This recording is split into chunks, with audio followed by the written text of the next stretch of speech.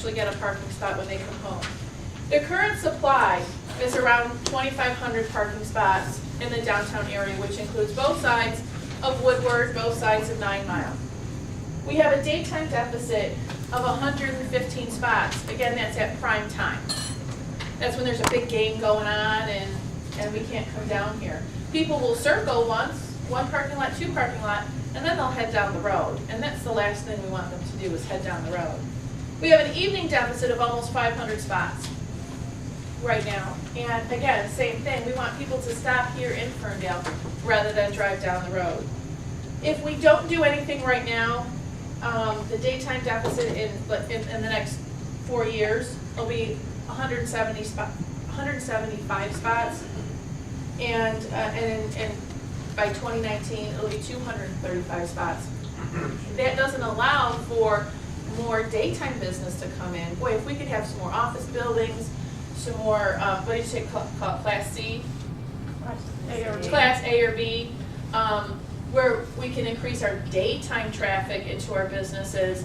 If we can't increase that because we have a daytime deficit, then again, we can't grow our businesses. There has been a 56% increase in the parking deficit since 2006 in the evening, and about a 50% increase during the day. But since 2006, there's only been a 2% parking spot increase. So again, we're growing beyond our capacity. And why we're growing beyond our capacity? Because we keep inviting more people in, which is the right thing to do, but we have to have a space to put them. A parking study was done in 2006 by the DDA. In 2007, we did a parking structure site analysis. And then in 2009, the DDA and the city together did a parking lot analysis for the city hall. In October of 2009, we formed a parking committee.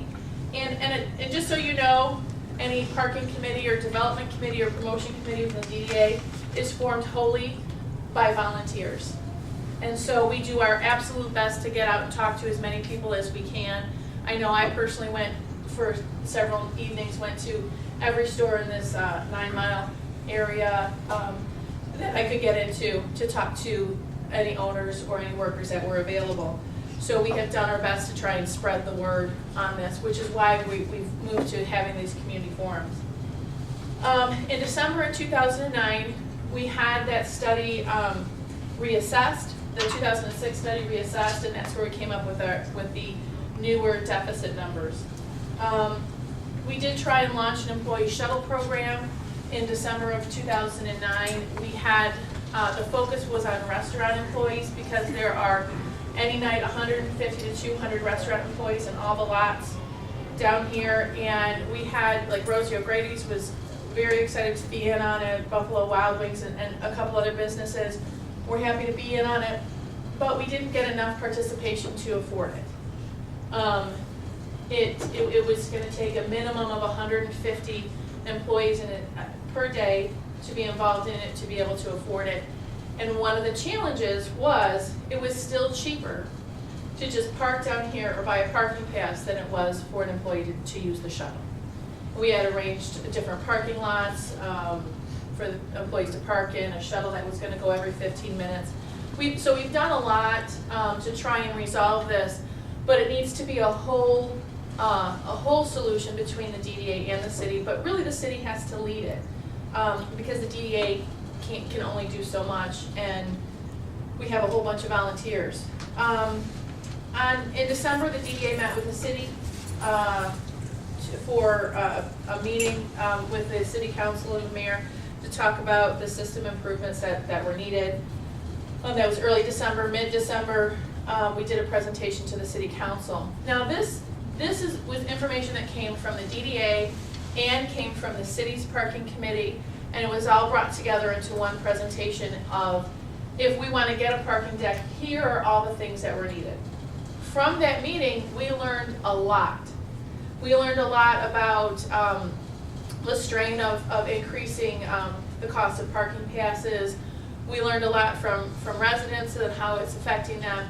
So we learned a lot from that meeting, and the city asked us to go back to the drawing board on that. that this was not a good plan. Well, we've exhausted all of our resources at this point. We've done the studies, we've brought the volunteers in, we've talked to the people, and we have actually exhausted our resources. We don't have any more resources to offer this. Again, as volunteers, I know I've just since October, I think I've put around 80 hours into this of my own time. Oh my God. And doing research and going to meetings and going store to store to store, and we're not kidding. We really, Christina has put aside many projects that she's working on. So we've all put a lot of effort into it, and we've exhausted those resources. And so now we're turning to the city for resolution.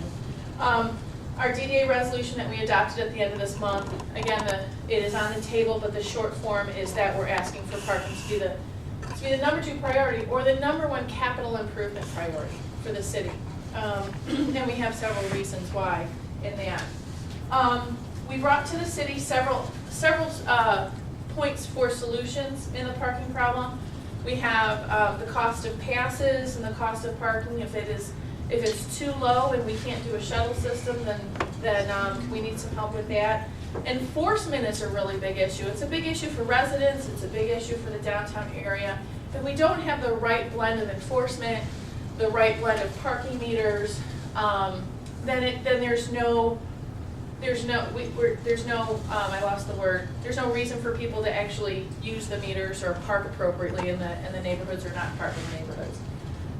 We really feel that the meters need to be changed from quarters only to a multi-space meter where you can use any kind of denomination. You can use credit cards. You can change the value of it. Really, parking, the majority of the parking is in the evening, so the majority of the parking payments need to come in the evening. We need to balance that out a little bit better. We asked the city for help on the parking fines, and they did help us because we were way too cheap on our parking fines. People were more than willing to pay parking roulette and get a ticket. Let's say, if I get 1 ticket this week, it's cheaper than paying for parking every day. So people were more willing to pay parking roulette. So we needed to make it a little more expensive for folks to do that. The other thing we brought to the table was residential passes to support our neighbors. You committed to us by being in the downtown area. We need to commit to you. We know our downtown neighbors patronize our businesses quite a bit, and we need to make sure that you have the right to park in front of your own home.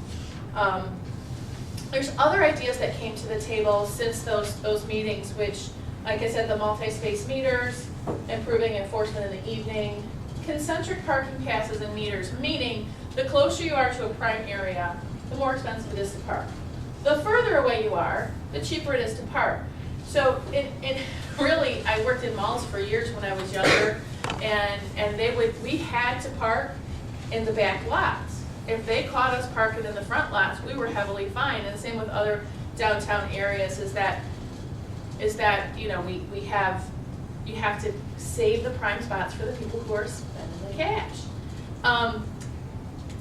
I know that we are in a Detroit mentality, meaning we want our cars next to us. We want to be able to store stuff in our cars and run out to get it. We want to be able to drive off at a moment's notice. And really, that's the way we were all brought up. I mean, Firestone bought up the trolleys in Detroit. We had a great trolley system in Detroit years ago. Firestone bought them all up, ripped them up so they could sell more tires. This is the mentality of this area. This is how we all think. So solving this parking situation is not as easy as just a few more parking spots, because there's no way we're going to get enough parking spots in the downtown Ferndale area to make everybody happy. So we have to get a better system. We have to change the way people think about it, and we have to work together to do this so we can grow our downtown area. I'm